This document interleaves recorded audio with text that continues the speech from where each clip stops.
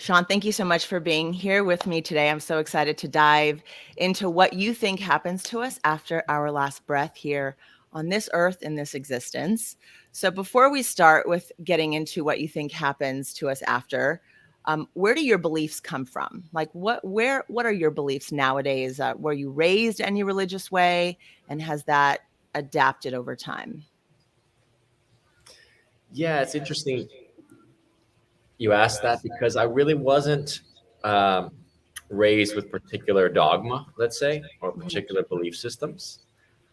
If anything, my relationship to faith or spirituality really started from being a kid in I would say, the imaginal realms, uh, which is to say, I wasn't experience. A lot of kids interact with spirits or beings from different dimensions, right? They're a little bit, they can see them or they have experiences with them. I didn't have that, but I was never tempered as far as like my parents sort of telling me like this is the way things are. Like I would literally just envision, okay, like what it, because I would hear about death as a kid, and you hear about that as a concept, and it's like, well, what happens? Where do you go when you die? And I would Mhm. play out these sort of visualizations of, well, if death is just emptiness, like a black tomb, like no more consciousness, right? Mhm. But then it's just purely empty. That's like, okay, that's just that seems very that seems very terrifying. It seems very definite, Right. right? Yeah. Um, and then it's like, people will say like, oh, you go to heaven. It's like, okay, well, what happens in heaven? Well, you can do whatever you want. Well, I was like, well, that's very repetitive. So that would become Mhm. boring too, right? So wouldn't you become bored if you were able to just do whatever you wanted? What would be the purpose? Mhm. So I would just kind of go with these different versions of reality, and it's like I was exposed to different religions by my parents, because my mother would take me to self-realization fellowship, which teaches from draws from the different traditions, from Hinduism to Islam to Christianity, Judaism, Baha'i. Like everything is studied Mm. there. And I'm not saying I studied everything at that time. Later in life, I got curious and I read it, but it was always more like just studying, inquiring. My father was a Buddhist, so he was more into like meditation and just sort of calming the mind. And again, there's all these different interpretations of what's beyond this physical realm. But when it came to death, it was like there was never a dogma or a sense of this is your religion, this is your belief system. It was These were things that I came to or discovered or just have thought, to have thought experiments around. And um, and yeah, I've been working through as far as my relationship to spirit, which thankfully I don't think I ever lost, even when I was most critical of religion at different points in my life. Mm. I love that. It's really interesting. So today, do you believe that we are more than these bodies? Yes. Okay. So do you believe in a soul? Do we have a soul, or what is that for you? It's an interesting question. What is the soul to me? I would say that the soul is essentially the greater experience of the I am. I'm sorry, the I am being an experience of consciousness. The soul basically being an energy that Mhm. uses this human vehicle, um, and maintains a memory and basically has an imprint of these experiences. But the soul is also connected to greater oversouls that connect ultimately to what we would call the God, God or the Creator. That essentially that is timeless, uh, infinite, um, but adaptive, perhaps. this Mhm. the oneness, right, is adaptive. It's expansive. It learns through the soul's experience in material form. So I see the soul as sort of an extension of God, but the soul is not, it is connected to it, but it is, the soul itself is not God, right? Uh, Mhm. so that's how I would phrase it. Essentially, it's like almost Russian dolls in a sense, right? And the soul is like Mm. one of the Russian dolls within the Russian doll, within the greater Russian dolls.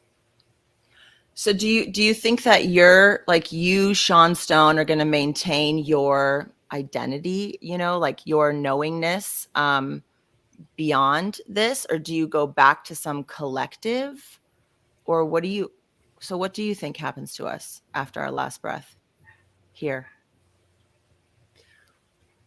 Well, the Sean Stone identity, I believe, imprints into the soul's awareness, and it also imprints into the Akashic, as they call the Akashic records, essentially like that ethereal realm that has been monitoring and not just monitoring, but engaging with, interacting with all existence, and is there basically to keep track, to keep a history Mm-hmm. that, of experience, right, of the experience of consciousness.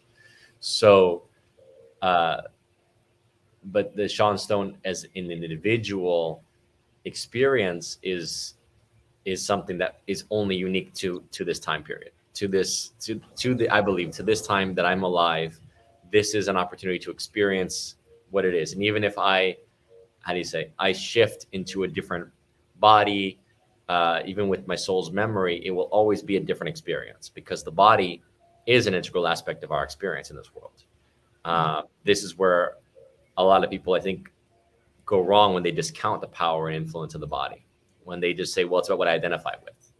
And it's not about that. I mean, you can say that we identify with things. And yes, I mean, it's amazing. Like we know in various traditions and shamanic traditions that like can imbue oneself with the spirit of something else, right? Of a panther, right? Of an animal, whatnot. But that doesn't mean you are in that body, living that existence, knowing what it is to hunt as and instinctually to be a panther, to move like a panther, right? Mm-hmm. So people have oftentimes they're getting this into their heads of like, I identify with this, I identify with that. But having a physical embodied experience of something is a unique opportunity, and it's a unique distinction that we cannot take lightly, that we cannot dismiss. So no, this experience of this body that is the Sean Stone experience is a unique opportunity for the soul that is I am, that is transcends the body and transcends the ego identity identifiers. And yes, there is an aspect of imprinting the soul with the awareness and the experiences of this, but I am greater than Sean Stone. Mm-hmm. So what about reincarnation? Do you think that's a real thing? Do you think that your essence, whatever that is, comes back and repeats in this life or some life? It's complicated because when you're talking about reincarnation, people think of it like I'm Sean Stone and then I'm Yeah. Drew Baker, whatever. But the point is that no, it's not that. It's the soul that, again, that transcends this physical experience, it transcends this body and imbues it with spirit, will take different forms. In fact, because the soul, as I said, was connected to an oversoul, we're already connected with many beings that we encounter that we call soulmates, right? Or like people that we're familiar with or we Mm-hmm. resonate with on a soul level, right? We're already connected to many others who may all be feeding into that same oversoul experience. Mm. So that's why a lot of people say, like, I think I was Cleopatra. Well, oversoul group can lend itself. And as I said, the Akashic record is a memory bank. So Mm-hmm. people can tap into records of others, right, in this oneness of consciousness and have things and insights and say, well, I remember this lifetime, or I connect to that, or I'm feeling this. It doesn't mean I am that. And this is where we have to distinguish. A lot of times it's ego. Oh, I Mm-hmm. am Jesus. Well, you may be able, a lot of us can tap into a certain Christos, right? As they say, Christ consciousness, which is essentially, again, the activation of the pineal gland, the certain memories that come through. Maybe, you know, maybe many of us experienced actually living in that time period. Maybe some of us were part of that experience, of the Jesus experience. But then to say, well, I am Jesus, it's like that can be the ego, I believe, coming in, as opposed to recognizing that that experience of the Christos was unique, again, to that time and place, right? Mm-hmm. To that physical embodiment. This will always be different, but again, at a soul level, we are all tapping into over souls and to oneness. We're all connected, so we all have the ability to tap in and draw upon memories of those different time periods, and some we may have a greater relationship to than others. Some we may Mm-hmm. have actually like more fully embodied that experience. Mm-hmm. But the point is that we can't get lost in the ego of reincarnation. I think this is something that people don't understand. That's why they get this whole like haughtiness of, I was so and so, I was this, I was that. How can I have, I was a queen and now I'm, having to wash dishes and scrub floors. It's like it's very difficult to understand that. But again, at a soul level, it's the soul is interested in our experience of this physical reality. And Mhm. again, like I believe we carry certain codes based on our soul's experience, across time, to basically actualize and implement and to bring others and also to activate others along this mission. And so Mm, it's not so much about like the physical, oh, I'm not rich in this life. Well, in the concept of the universe, wealth is experience. In the concept of mm, the universe, wealth is our ability to actually experience things, to fully feel them, right? mm. To Yep. expand our wealth of awareness, of consciousness, right? To expand our consciousness is wealth. And Mm, these are the things that our soul is more interested in. So oftentimes that's why even like, why would you go from being a king to being a pauper? Well, from the experience, from the perspective of experience, being a mhm, pauper is tremendously wealthy. It's enriching. mhm, It actually gives you a depth of, as I say, depth of character, depth of a depth of knowledge, of depth of hardness of reality, right? So there's all kinds of reasons why the soul chooses to to come into this embodiment to basically have this experience. And then we say, well, it's not fair. Well, in the galactic sense, it's all equitable. It's all feeding into the aware to the greater evolution of collective consciousness, which is mhm. the oneness of God. Let's say the oneness of creation, learning through each of us.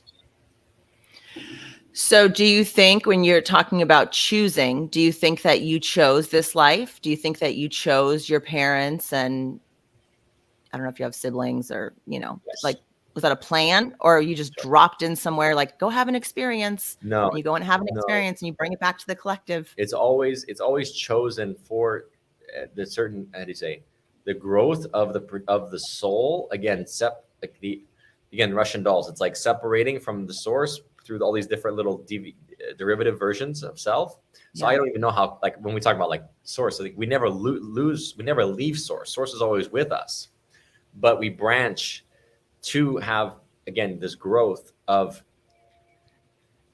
the soul, like the oversoul becoming the soul, becoming then this, this spiritual, this spirit and this embodiment, for purposes of my soul's evolution, and also be in alignment with the codes that are within my soul.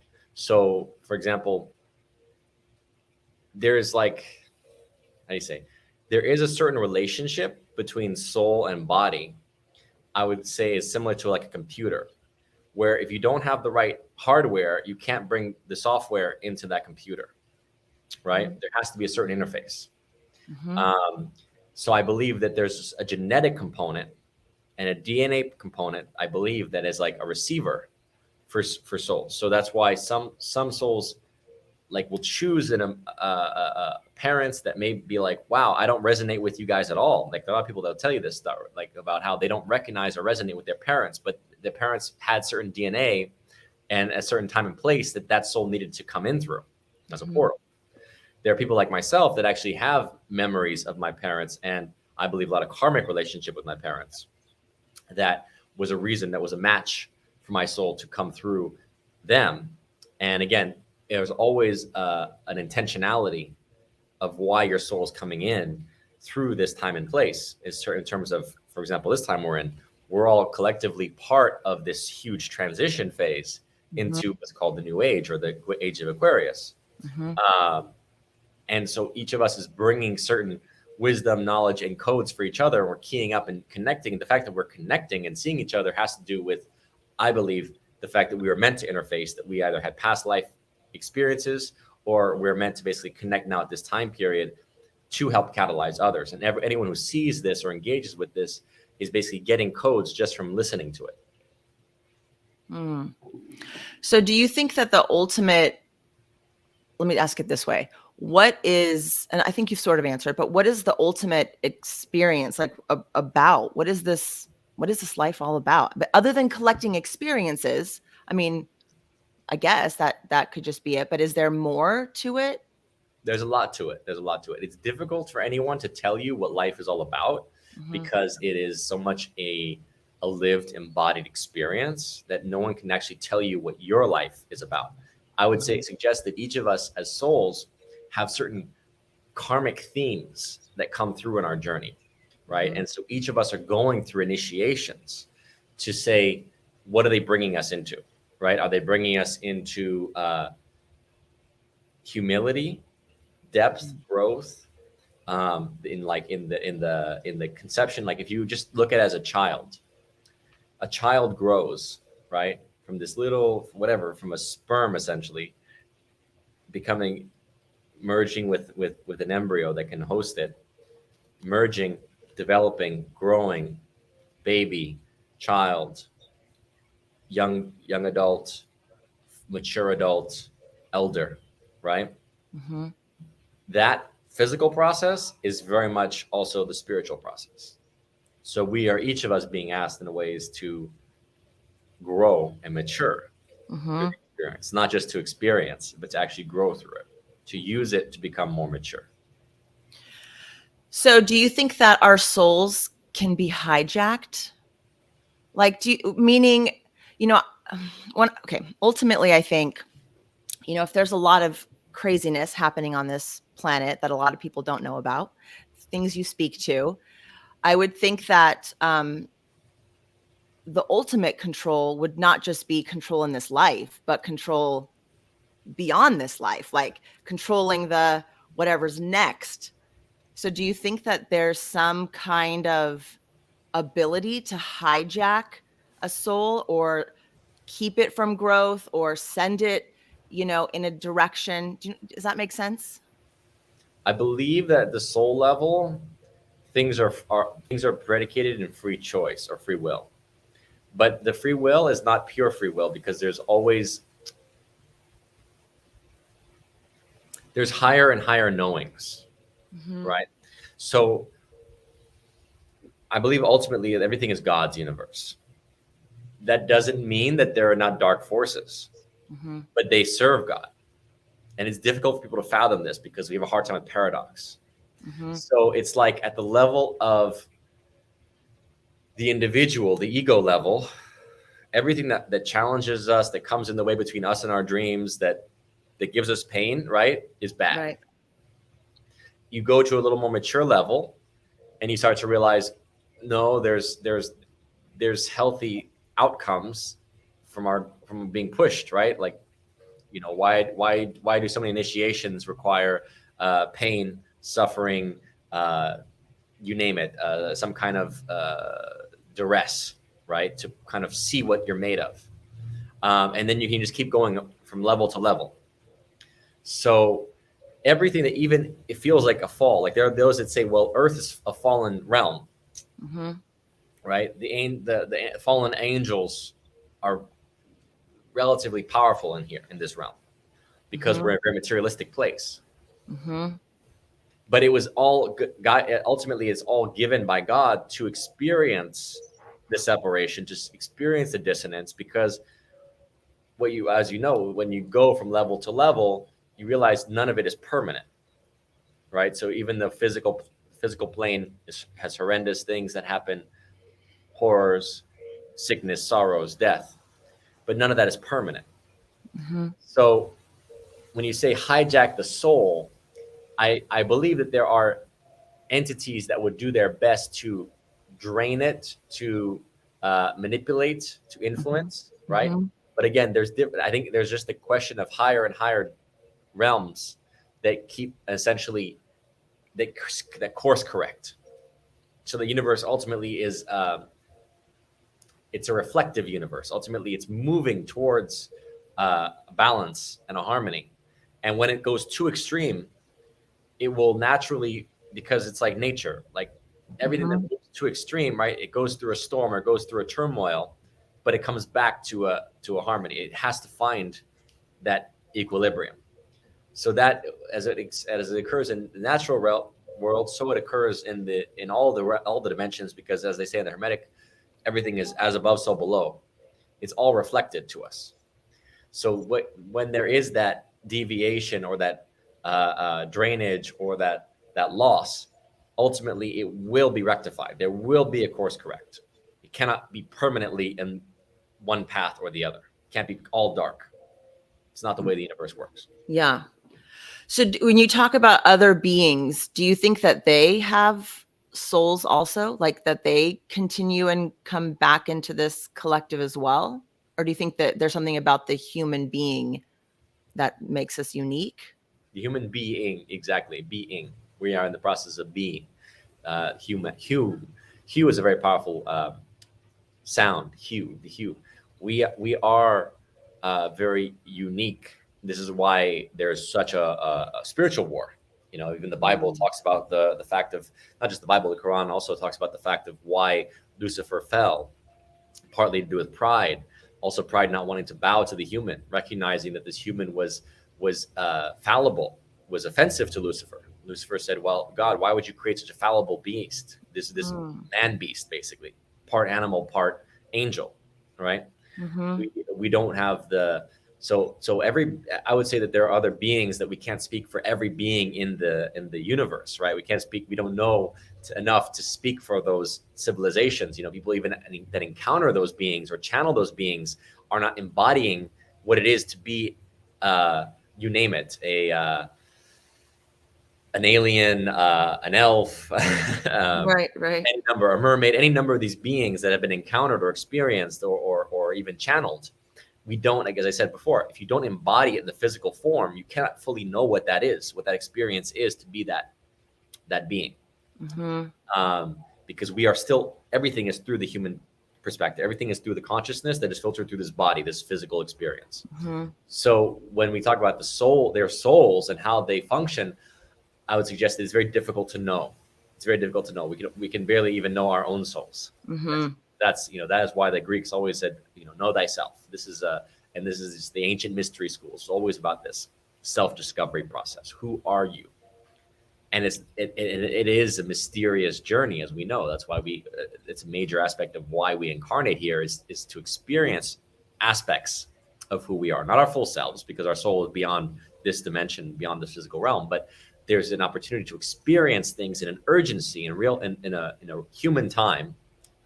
That, as we know, it's like you put your, it's like you put your hand on something hot, it's going to burn, right? Mm-hmm. It's not just knowing it theoretically; it's experiencing it. It's experiencing the pain. It's experiencing the joy. It's experiencing the emotional range of what it is to be human. It's experiencing the vistas of this world, and this is all enriches the human soul, in a way that beings that are not fully in the three-dimensional realm, they can't relate to it, and we can't relate to them in the same way. Mm. So let me ask you about parallel lives. Do you think that's a legit thing? Is there like another version of you out there that went left instead of right? It's potentially infinite universe, right? I mean, we don't really understand the bounds of it. We don't understand where life comes from. We don't understand the dimensional scope of it. So it's difficult to talk about what's real and what's not. I would say if you can imagine it, it's real. Mm. Because as we know, our imaginations affect our reality. And people hate this when they say it, but it's like if your dream, your nightmare gives you terror when you wake, it changes your blood pressure, it changes your anything physical, it's real. Mm-hmm. So that's how powerful the mental realms are. And so when it comes to like parallel lives, I mean, we don't really understand how time works. And again, if our soul is greater than our body, of course our soul can be in other lifetime simultaneously, because we don't know what time it is. We don't really, we're present. We're trying to be present. Most of the time, we're not even present to the moment, right? But we've all experienced synchronicities, and those realizations of I'm more present because I can see that the universe is reflecting back to me something. Mm-hmm. And at the same time, this sliver of consciousness that is this physical experience, because we see less than 1% of reality. We don't use majority of our brains, right? We're not fully aware of even of our physical bodies. We don't know much what's going on. We only know this little sliver of our experience, right? We don't know what it is going on the rest of the planet. We don't even know So again, I would suggest that tuning in to other times is kind of like when we watch a TV, a news station, or a show or something. And it's like, what do? When we're watching something, we're tuning in to something that maybe it's fiction, or it's based in, it's based in something real, or maybe like a factual thing, like a documentary or a newscast or something. Mm-hmm. And it's kind of, we're tuning into that. Our consciousness goes there. That could be the same thing as when we're tuning into other lives, other, again, that are they in the past? Are they simultaneous? It is all happening simultaneously in the eternal now. That's all that Mm-hmm. exists. I don't have the answer. Mm. Okay, so what do you think is the optimal path for someone in this life? I mean, you speak a lot about the craziness that's happening in the world that people are maybe kind of waking up to a little bit more and more nowadays. So, what what is what is the optimal path for a person or for humanity, I guess, in your eyes? Yeah. So the reason I've been interested is in exploring the darkness, exploring really the depth of how dark is this reality. Yeah. How twisted, how manipulative, how sick. It's like a shamanic work. You gotta dive into the illness. You Mhm. want to heal the patient, right? Mhm. And shamans oftentimes will, as we know historically, they can go to the dark side themselves. They can go mad, right? But it's Mhm. an alchemical process, and it's not just the shamans. All the esoteric traditions across the planet have the same principles of alchemy, right? From east to west. And the Mhm. alchemical process is basically going, and it's even in the Bible, essentially. I mean, it's the dark night of the soul. It's aspects of facing, he's partly in the hero's quest. It's facing our greatest fears. It's facing ourselves. It's being mentored, allowing ourselves to to learn, but then also physically experiencing, right? Venturing beyond our comfort zone, um, and allowing ourselves to be transformed by that experience into hopefully a more integrated version of ourselves.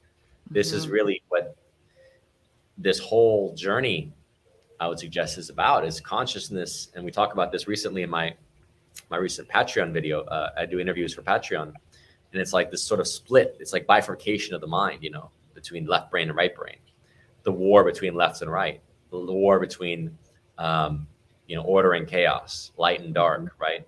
All these things are mirrors, as I said before. Within, so without, as above, so below. Everything is mirrored dimensionally. So the journey is to integrate.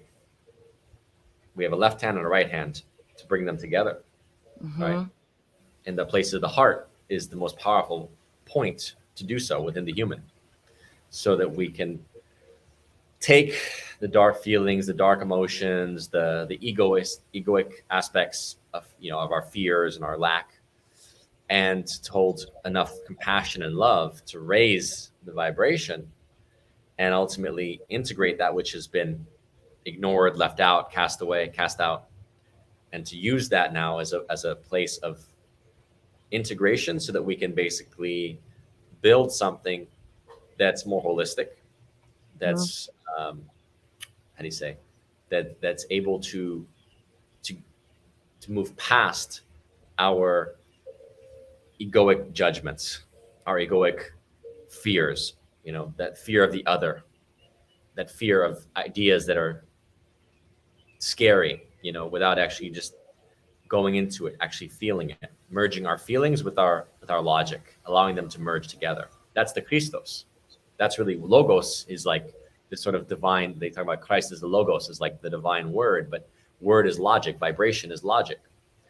And the Christ figure is basically the figure that says, well, I'm going to immerse myself in a world that is unjust, that is unfair, and walk this path as I'm the castaway. Basically, I'm Mhm. cast out, essentially, but build upon that. Each of you can follow that lead. And yet, how few people do? Most people are just trying to conform. That's not what Christ taught. Christ didn't say just be a conformist, right? It was to Mhm. follow this path, this very precarious path, of basically exposing oneself emotionally to those that are the lepers, those that are the prostitutes, everyone that's part of basically that's been cast out by society or that social norm, let's say, right? Mhm. By these false codes, these false priests and false code makers, right? The ones that say that they're following the law, but they're persecuting humans, and they're not really following the true nature, the essence of the law. So that's what I believe the ultimate journey of humans is to basically get beyond this left right bifurcation. But right Mhm. now, maybe we need to bifurcate in a way so that we can more truly find that place that actually makes us one. Mm. So do you think it's possible for us to move beyond um, the chaos, like the wars and all of the ugliness? Like, or does that just always need to exist? Sometimes I think of it like a teeter totter. Like we just need, we're, it's never going to be all the way joy and all the way beautiful and everything. Um, but we've been just 51%. Like if we could just tip 51% into that goodness.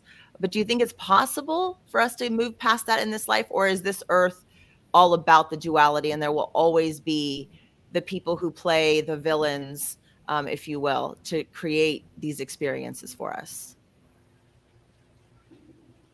This time period is not so much about making everything good.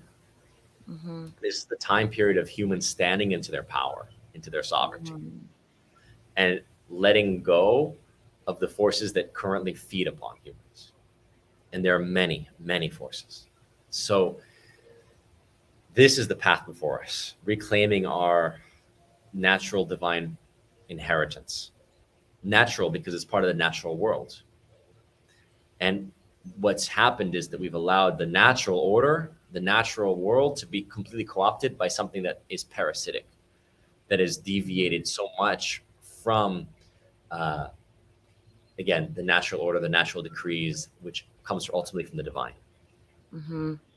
So this is really what's happening right now is there's a separation based on the quality of people, the separation of the wheat and the chaff to find out who has been chosen and accepts the calling to be the leaders in this movement to become sovereign beings, Mm-hmm. sovereign in our mind, body, and spirit. Because right now humans are uh, have been operating basically been the food source for thousands and thousands of years, and not just again energetically a food source, Mm-hmm. spiritually a food source. They've been Mm-hmm. living as dead beings, basically. They call lost at sea in the legal tradition, on these maritime legal structures that have disempowered the human. Okay, so how do we get that back? I mean, how do It's a we, process. yeah, Choice. It starts with a choice and it becomes a process. Because yeah. everything, once you make a choice, the universe guides you where you need to be. Mm-hmm. You just have to make the choice. What path you're on, what journey you're on. And again, I can't speak for everyone, but I can just say that the majority of where the energy is flowing into the Aquarian age is about that separation from the Piscean school system into the sovereignty of the being that carries the water. No longer in the water, walking out of the water, carrying the water. Mm. Okay, so in your mind, is it about creating new systems or improving the ones that already exist as far as living this life and creating ways that we can better show up as humans for each other?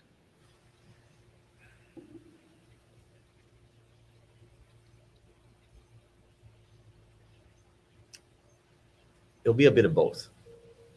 Hmm. A bit of both. Because the systems that already exist have a reason. There is a reason for them. Mm-hmm. But we've also limited ourselves by believing that was all that existed. It's like people that have lived in the matrix their whole lives and then they start to recognize, well, wait a minute, this is a matrix. But Zion in the movies was not particularly appealing. We can make systems that will be appealing. We can make economies that will be appealing. We can make opportunities that will be more appealing. Mm-hmm. So people can shift from a system that maybe was more parasitic into more life giving systems. And simultaneously, those within the matrix as they awaken, can shift some of those older systems Hmm. based on the need of some of these systems to exist. I love that. It's really interesting. Okay, last question for you. Um, Light bodies. What is that? Do you have an opinion around that? When I hear about these monks that can just like transcend themselves, like in this from this reality, what is that to you? Do you have an opinion? Well, what comes to mind is that our DNA emits light. We Mm, actually are emitting photons of light. And as we become more aligned, it's sort of like when people take the readings of chakras and they mm-hmm, see where the colors are and where they are operating within the system. So a system that is more aligned and attuned to the, again, the dimensional harmony will be able to perform miracles. This is what Christ was talking about. And people, again, the church co-opted much of what Christ was saying to turn mm-hmm, it into he must be God. And they mm, missed the point when he said, follow me, because it was about becoming like him. mm-hmm, It was not about worshiping him. mm-hmm, So this is where many of these feats that are talked about are miraculous, but they are available to us as we align. And again, every soul's journey is different. Some souls are very far from being able to achieve that. It's not about the ego saying, I can achieve this miracle or that miracle. mm-hmm. It's about where we are needed in this, again, this grand tapestry that each one of us is playing our role to complete. Mm. You're a very interesting fellow, Sean Stone. I love your ideas. Thank you so much for sharing them with us today. Where can people connect with you? Where's the best place if they want to learn more about you and the work that you do? Seanstone.info is the best platform, my website, because it has links to my documentaries and Mhm. my social media channels. I use like Twitter, Instagram, Telegram, all that kind of stuff. Awesome. Thank you so much for your time today. I really appreciate it. Oh, it's a pleasure. Thank you. Take care.